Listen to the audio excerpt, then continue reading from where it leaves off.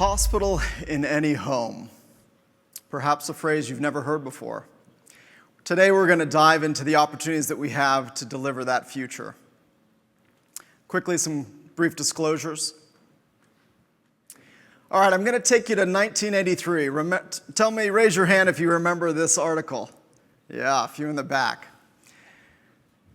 There was, for a time, the Person of the Year, and I believe this was the first time Time magazine actually highlighted a technology, and it was about a computer moving in to the home.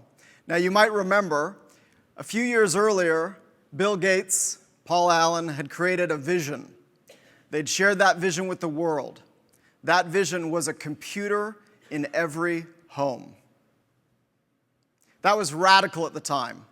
There was no belief that that would be a future in the near term, and yet now we take that for granted.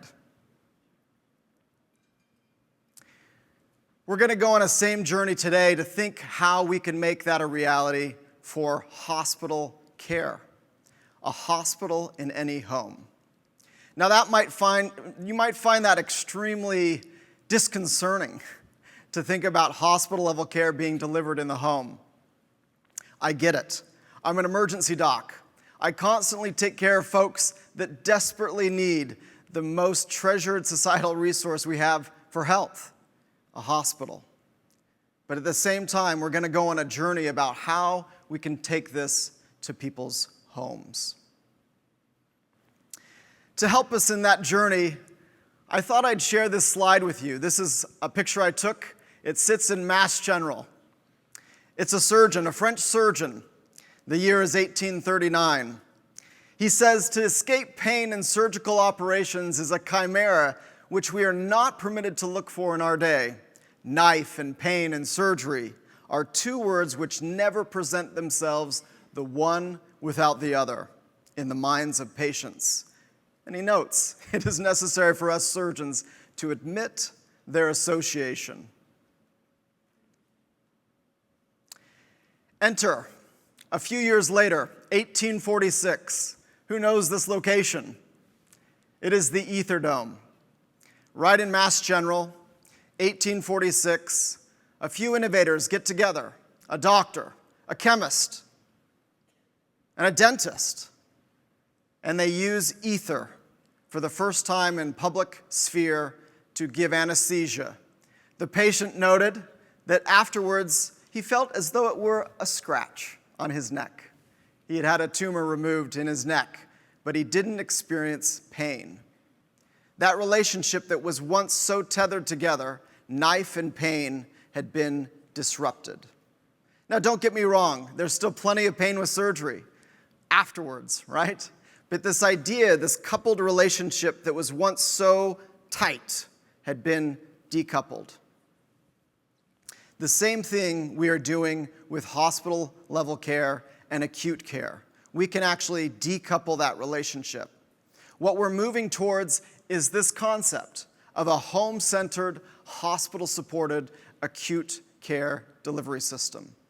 Now again, we need the hospital desperately. We also need the home desperately. Why is that? Well, we've been on a journey for a very long time, seeking this treasure that doesn't seem to exist. It's called the quintuple aim. Many of you have probably been on that journey. I remember being in Palo Alto in the early 2010s and thinking, gosh, we have reached the future. Digital health is here, the ACA is here, we will solve the quintuple aim. Unfortunately, fast forward, we're not quite there. But I will tell you that of all the many delivery models that we've studied, both through CMMI and in other avenues, there haven't been almost any that have met the quintuple aim, except for delivering acute care in the home. Clinical outcomes are equivalent or better. Cost significantly lower, often to the order of 30%. Patient and caregiver experience, extremely better, right? Think of the last time you spent a lot of money to spend a night in the most expensive hotel in town, but you didn't get to choose your roommate. That is what's happening in American hospitals around the country. Our care experience is way better. Patients sleep better. They're there with their family, their dog. Clinician experience is actually better too. They are finding much more joy in their service. And actually, we found equity can actually be improved. It's a little counterintuitive. Perhaps later we'll be able to talk more about that. The emerging organization of healthcare and the decoupling of care in facilities is simple. I'm going to take you through a case example at Mass General Hospital, where I work. You might remember this individual, the famous Marcus Welby. He would visit homes. This was how healthcare was delivered for many, many years in America and beyond. Then, about 1812, a little delay from the war, a hospital was built in Boston, one of the first in the U.S., Mass General Hospital. Again, ether dome sitting inside there. Fast forward many years, and you might recognize a little bit of Mass General here. We have 2 new towers being built in the center. So we are expanding with our facilities. Again, these societal resources are desperately needed. And as had been mentioned in the prior talks, both today and yesterday and the day before, we have a massive increase in our populations, and these populations are older and needing care. So we absolutely need facilities. But at the same time, we are also building what might be the largest home hospital in the world. We are on a mission. We're currently with an average daily census in the 50s and 60s, where we have a capacity to get into the 70s. We are trying to get to 200, where 200 patients are getting hospital-level care in their home in the greater Boston area. Might sound radical, but we've had an extremely positive experience doing so. And of course, it's tech-enabled. It includes remote patient monitoring, drug delivery through new mechanisms, robust connectivity, point-of-care diagnostics, telemedicine, logistics management, to name a few. Who are we taking care of? We're taking care of all sorts of folks. Now again, I'm an emergency doc. I triage people, right? There are plenty of people with pneumonia that can go home on oral antibiotics, right? But there are also people with pneumonia that need the ICU. We're talking about that risk category right in the middle. Folks that need hospital-level care, but they're safe to be on a ward, right? That is our sweet spot. So we're taking care of pneumonia, heart failure, sepsis, cellulitis, all sorts of other infections, and actually many, many more conditions beyond this. This is just to give you a sense. Again, it's important to recognize that we're talking about 2 different types of hospital-at-home models. One is a substitution model, where maybe they first are seen by a team in their home or in the emergency department.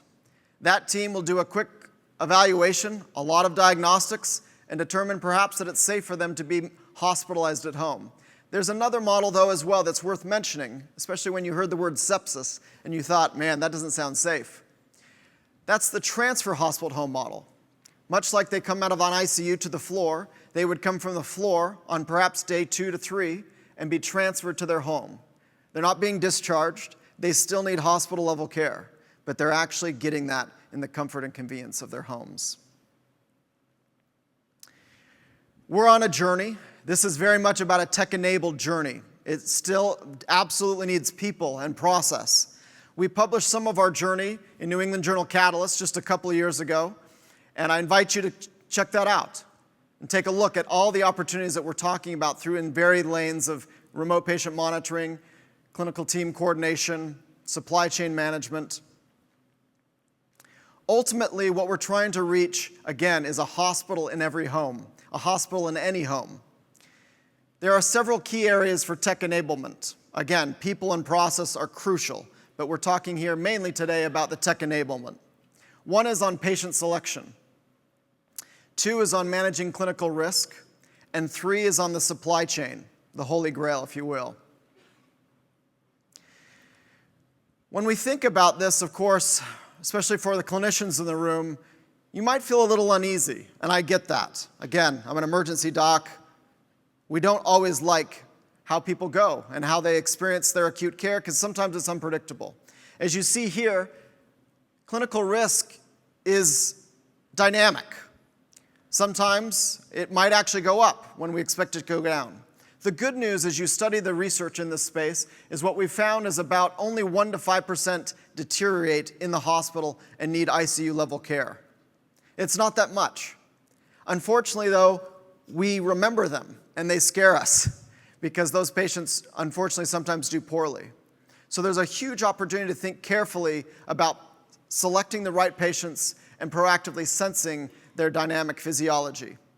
That happens, of course, within blood vessels and in the organs. And we have a variety of ways of managing and understanding that. We've talked a lot about AI in the last 2 days. I'm particularly talking about the opportunity that AI gives us to better select the right patients that are safe to go home. We do not in any way want to send a patient that will not do well at home. But what we found is we actually have a huge opportunity to expand that opportunity to a number of patients. Right now, a lot of the leading systems around the country are using rule-based algorithms, whether in their EHR of choice, and those are helping us, this nice human and machine hybrid, because otherwise, humans alone, it takes very trained staff a lot of time to find these patients. But we see a huge opportunity with AI, and I'm looking forward to exploring that with many of you. We also see a huge opportunity to better sense that dynamic physiology, to make this as safe as possible. At the end of the day, that's going to be a fusion of remote patient monitoring and point-of-care diagnostics. The beautiful thing is we're in the midst of this sensor revolution. Some of those exist here today in the innovation lab. Some of you might be running companies that are developing these. We've had a lot of experience using these at Mass General and our sister hospital, Brigham and Women's Hospital, and now our system level program, Mass General Brigham. We've used patches for our heart failure patients, so we have continuous single lead telemetry. We've had fall monitoring devices that allow us to give us a sense on whether a fall might occur. Single lead ECG, we've talked a little bit about, and then activity monitoring. There's a huge opportunity to think more about, again, one of the massive benefits of hospitalizing people at home. When was the last time you spent 5 days sitting in a bed? We think about our astronauts, there's some discussion about space. That deconditions us significantly. Now imagine being the average age of most hospitalized patients that have the conditions we're talking about. It's often around age 80. Imagine laying in bed for 5 days and how deconditioned you are. What we find is at the end of the day, when the studies have been done, including at CMS level, there is a 1.2% transfer to SNF after home hospitalization versus almost a 20% transfer to SNF after traditional hospitalization. There's massive opportunity to leverage that activity. All right, the holy grail of supply chain. At the end of the day, we are so accustomed to using the click of a few buttons from our home to get many things that we want. It's important to remember though, 30 years ago, that reality did not exist. We were all taking our cars and going and picking up whatever we needed. Thanks to several innovators who really leveraged an incredible development of supply chain, we now have the ability to get a lot of things we want with the click of a button within 48 hours, and sometimes a lot sooner. That, of course, does not exist yet with acute healthcare. We are building it. In several markets, it does exist to some degree. In others, it doesn't. But we highlight in that article in New England Journal Catalyst some of the opportunities that exist, again, through various lenses of radiology, PT, OT, lab processing, pharmacy. We need to be able to develop a similar orchestration system so that when I order an antibiotic for a patient that's hospitalized at home, that antibiotic can be seen by the fulfillment agency and bring it to the home within the dedicated time that that patient needs. That is the future that we can see very clearly. I've taken you on a journey to understand a little bit more about the future of acute care. The reality is in several markets around the US and including the world. I just got back from Vienna, where we had the World Hospital at Home Congress. Hospital-level care is being delivered in the home. It is a phenomenally excellent way of delivering care. In fact, the science would suggest it is the best way to deliver acute care. What we don't yet know is the bounds of that opportunity. We are about extending those bounds, developing that technological architecture to enable you, your mother, your father, to get the high-quality, exceptional American acute healthcare system that we need, but in the comfort and convenience of home. Let's build it together. Thank you.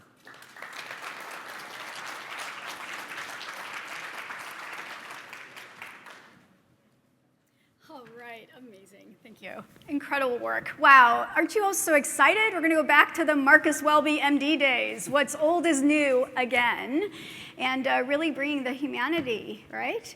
And caregivers, what are they thinking?